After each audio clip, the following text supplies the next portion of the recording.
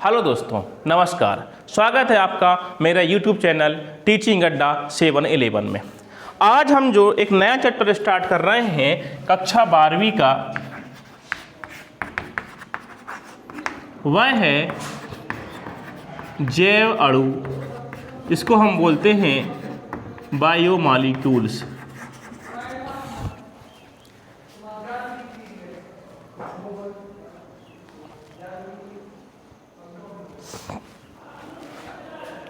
जैव अणु में सबसे पहले हम जो पढ़ने वाले हैं वो देख रहे हैं हम कार्बोहाइड्रेट।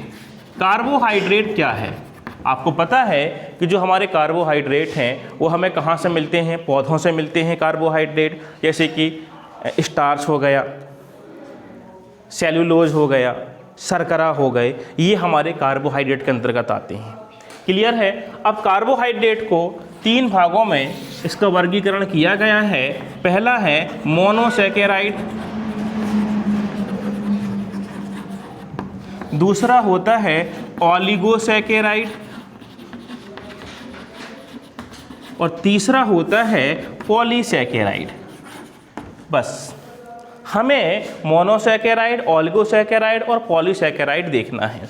तो सबसे पहले आज हम जो स्टार्ट कर रहे हैं वो कर रहे हैं मोनोसैकेराइड। मोनोसैकेराइड क्या होता है और इसके अंतर्गत जो भी चीज़ें आती हैं उसको हम कैसे समझेंगे, अब आप देखिए।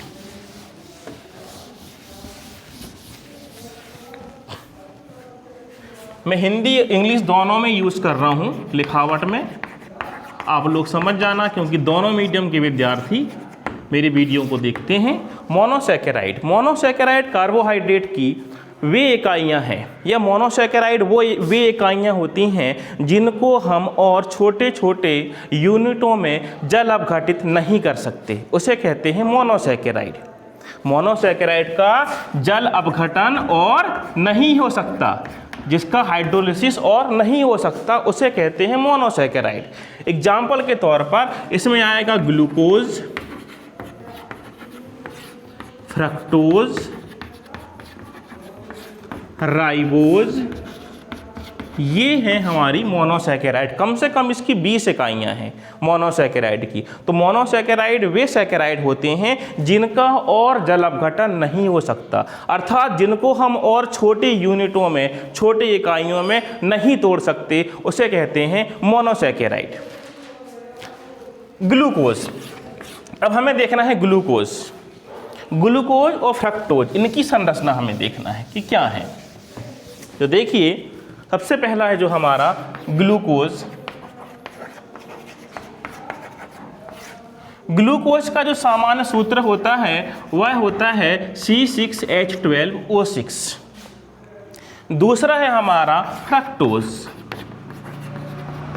फ्रक्टोज का जो सूत्र होता है वह होता है C6H12O6। अब देखिए यहाँ पर ग्लूकोज का भी फार्मूला C6H12O6 है और जो हमारा फ्रक्टोज है उसका भी फार्मूला C6H12O6 है। मतलब दोनों के फार्मूला समान है। तो फिर अंतर क्या हुआ? अंतर ये हुआ कि ग्लूकोज जो है हमारा ये एल्डिहाइड से व्युत्पन्न होता है, एल्डिहाइड से व्युत्पन्न होता है, और ये हमारा कीटो ग्रुप है। एक एल्डिहाइड है और एक कीटोन ग्रुप है। क्लियर हुआ? और इनकी संरचना अभी हम जब बनाएंगे तो आपको समझ में आ जाएगा कि इन दोनों में अंतर क्या है। तो अब देखिए, सबसे पहले हम देखते हैं ग्लूकोज की संरचना। ध्यान देना बेटा, एग्जाम में ग्लूकोज की संरचना आती है हेमिएसिटल और पाइरेनोज, तो ध्यान से समझना आप लोग। तो आज हम देख रहे हैं अब ग्लूकोज की संरचना। ग्लूकोज की संरचना, या उसको हम बोलेंगे स्ट्रक्चर ऑफ ग्लूकोज। अब आप देखिए, इसका जो फार्मूला है वह है C6H12O6।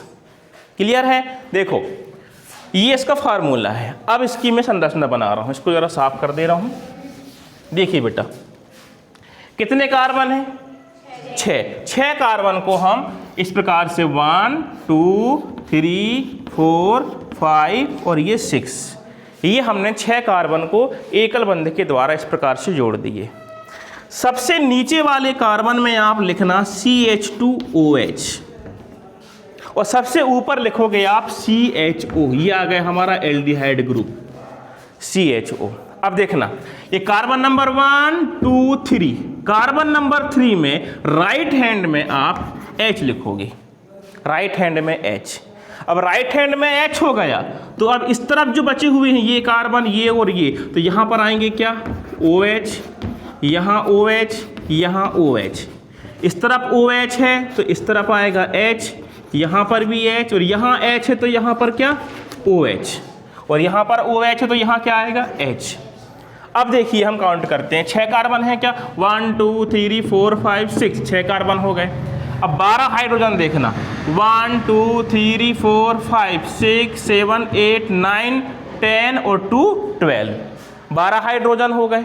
अब देखो ऑक्सीजन कितने हैं, 1 2 3 4 5 6, तो ये हो गए हमारे C6H12O6, ये है ग्लूकोज की संरचना। क्लियर है? अगर आपको ये कंफ्यूज नहीं होना है कि हम कहाँ H और कहाँ OH लगाएं, अगर आपने थोड़ा भी मिस्टेक कर दिया नंबर कट तुरंत, तो कैसे करोगे, एक बार फिर से बता रहा हूं, देखना मैं फिर से बता रहा हूं, एक बार पुनः देखो क्या करोगे। 6 कार्बन 1 2 3 4 5 6, 6 कार्बन हो गए। सबसे ऊपर वाले में CHO, सबसे नीचे वाले में CH2OH। इसके बाद कार्बन नंबर 1 2 3, 3 नंबर कार्बन में राइट हैंड में H, ये राइट हैंड में H आ गया। तो अब राइट हैंड में जो बची हुई है वहां क्या आएगा, OH OH OH हो गया। अब इस तरफ OH है तो यहां क्या आएगा H H, और यहां H है तो यहां क्या आएगा OH, और यहां H। ये है ग्लूकोज की संरचना। क्लियर हुआ क्या नहीं हुआ? चलिए अब हम देखेंगे ग्लूकोज की चक्रीय संरचना। क्या देखेंगे? ग्लूकोज की चक्रीय संरचना। तो देखिए अब हमारी जो नेक्स्ट हेडिंग है ग्लूकोज की चक्रीय संरचना। क्लियर है? या इसको इंग्लिश में क्या बोलेंगे, साइक्लिक स्ट्रक्चर ऑफ ग्लूकोज। बोलो, साइक्लिक स्ट्रक्चर ऑफ ग्लूकोज। ध्यान से देखना, जब चक्रीय संरचना बनेगी तो वो चक्रीय संरचना कहलाती है हेमी एसिटल संरचना। क्या बोलते हैं? Hemy acetal. क्लियर है? देखो ध्यान से, तो 2 प्रकार की संरचना बनती हैं। थोड़ा सा जगह नहीं है इसलिए इसको मैं साफ कर दे रहा हूँ, फिर से बनाना पड़ेगा। चलो, तो हम यहाँ पर देख रहे हैं ग्लूकोज की चक्रीय संरचना या साइक्लिक स्ट्रक्चर ऑफ ग्लूकोज, हेमी, उसको हम बोलते हैं हेमी एसिटल संरचना। बोलो, हेमी एसिटल संरचना। क्लियर है? देखो ये बीचों बीच लिया मैंने बोर्ड का, तो देखो 1 2 3 4 5 6 हो गया। 1 2 3, 3 नंबर में H, सबसे ऊपर CHO, सबसे नीचे CH2OH, यहाँ H तो यहाँ OH OH H OH, यहाँ H तो यहाँ OH, यहाँ H और यहाँ H। अब देखना, इसकी 2 प्रकार की संरचना बनती हैं हेमी एसिटल स्ट्रक्चर की, एक बनती है अल्फा और एक बनती है बीटा। ये है हमारा ग्लूकोज, सिर्फ ग्लूकोज है। अब देखना, जो इसकी इस तरफ संरचना बनेगी, फिर से 6 कार्बन 1 2 3 4 5 6 हो गया। अब देखो आपको क्या करना है, 1 2 3, 3 नंबर में H जो की त्यों, यहाँ OH, यहाँ OH हो गया। यहाँ पर जो 5 नंबर कार्बन में OH है, इस 5 नंबर कार्बन के OH को आप देखो इस प्रकार से बनाओगे, ये ऑक्सीजन आ गया, इसका आया, और ये हमारा गया, ठीक है। और इसके बाद में ये जो हमारा हाइड्रोजन है ये आके जुड़ जाएगा यहाँ पर, इस प्रकार से ये बॉन्ड बनाऊंगा। राइट हैंड में कर दिया मैंने ये OH, और यहाँ का जो H आया है वो यहाँ, ये वाला H हमारा कहाँ आ गया बेटा, यहाँ।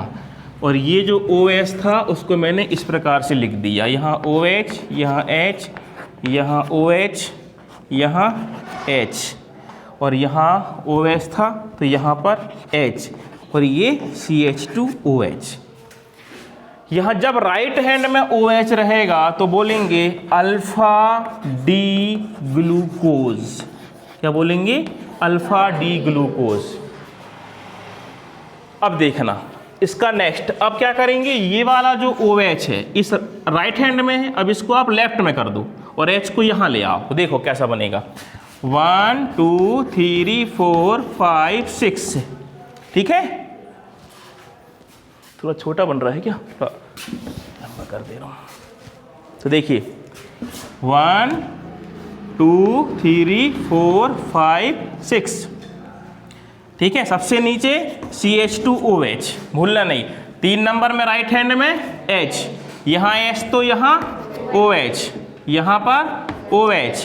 कार्बन नंबर 1 2 3 4 5 नंबर का ये वाला जो OH है, यहाँ का ये ऑक्सीजन आ गए यहाँ बीच में, और इसको इस प्रकार से अटैच करें कार्बन को, और यहाँ का जो OH अब कहाँ जाएगा? लेफ्ट हैंड में, और राइट हैंड में H। यहाँ OH है तो यहाँ H, यहाँ पे H, और यहाँ पर H। तो लेफ्ट हैंड में OH है तो नाम होगा इसका बीटा डी ग्लूकोज। ये है इसकी हेमी एसिटल स्ट्रक्चर ग्लूकोज का। इस वीडियो को आप पॉज करके 1-2 बार रिवाइज कर लेना, स्ट्रक्चर को बना लेना। क्लियर है? अब हम देखते हैं ग्लूकोज की पाइरेनोज संरचना। क्या देखेंगे? ग्लूकोज की पाइरेनोज संरचना। ध्यान से देखना।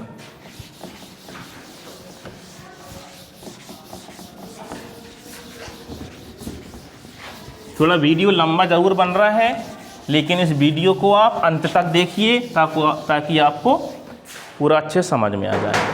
तो देखिए अब हम देखेंगे पाइरेनोज संरचना। और इस संरचना को किसने दिया था? हावर्थ ने दिया था। किसने दिया था? हावर्थ है। ध्यान से समझना, कैसे समझना देखो। इसको आप इस प्रकार से बनाना है। वो जो हमने बनाए थे ना स्ट्रक्चर अभी हेमी एसिटल वाला, उसी का ये रूप है। तो देखो वहाँ पर हमारा जो पैक्ड था ऑक्सीजन ये आ गया। क्लियर है?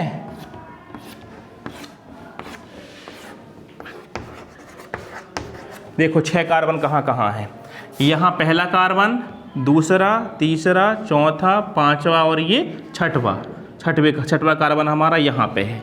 ठीक है। अब देखना ये हमारा कार्बन नंबर 1 2 3, ये कार्बन नंबर 3 है। कार्बन नंबर 3 में H हमारा राइट हैंड में रहता है, तो यहाँ पे करना है आपको नीचे। यहाँ H नीचे, तो यहाँ क्या आएगा? OH। यहाँ क्या आएगा? यहाँ क्या आएगा? OH। क्लियर है? यहाँ H, यहाँ H है तो OH, यहाँ H, यहाँ H, यहाँ H। तो ये देखिए जब नीचे OH रहेगा तो नीचे की तरफ, तो आप इसको बोलोगे alpha D glucopyranose. Alpha D glucopyranose, ये है अल्फा डी ग्लूकोपाइरेनोज। अब बीटा डी कैसे बनेगी पता है? ये जो OH अभी नीचे है इसको सिर्फ आप ऊपर कर देना, तो क्या बन जाएगा वो? Beta D glucopyranose.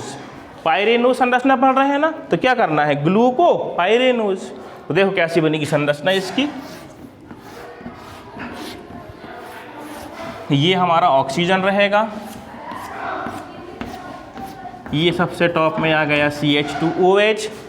देखो 6 कार्बन है कि नहीं है? 1 2 3 4 5 6, 6 कार्बन है। देखो फिर से यहाँ carbon number 1, carbon number 2, carbon number 3। Carbon number 3 में H नीचे, यहाँ H नीचे, तो यहाँ पर OH आएगा। यहाँ OH, यहाँ H तो यहाँ OH, H। अच्छा, अल्फा डी में OH नीचे था, अब इसको क्या कर देना? हमको ऊपर कर देना है, तो ये आ गया हमारा ऊपर OH, और यहाँ H, यहाँ H। इसका नाम है बीटा डी ग्लूकोपाइरेनोज, ये बन गई हमारी संरचना। हावर्थ स्ट्रक्चर इसको हम बोलते हैं ग्लूकोज की। क्लियर है? तो यहाँ पर हमने क्या देखे, ग्लूकोज की संरचना सिंपल वाली, इसके बाद में ग्लूकोज की हेमी एसिटल स्ट्रक्चर जो चक्रीय रूप में थी, इसके बाद ग्लूकोज की पाइरेनोज संरचना जो हावर्थ ने दिया था। इस प्रकार हमारा ग्लूकोज का टॉपिक हमारा समाप्त होता है। नेक्स्ट वीडियो में हम स्टार्ट करेंगे फ्रक्टोज की संरचना। जिस प्रकार ग्लूकोज की थी उसी प्रकार हमारी किसकी रहेगी, फ्रक्टोज की रहेगी। क्लियर है? तो अगर आपको मेरा वीडियो अच्छा लगा है तो लाइक कीजिए, शेयर कीजिए और सब्सक्राइब कीजिए। Thank you very much.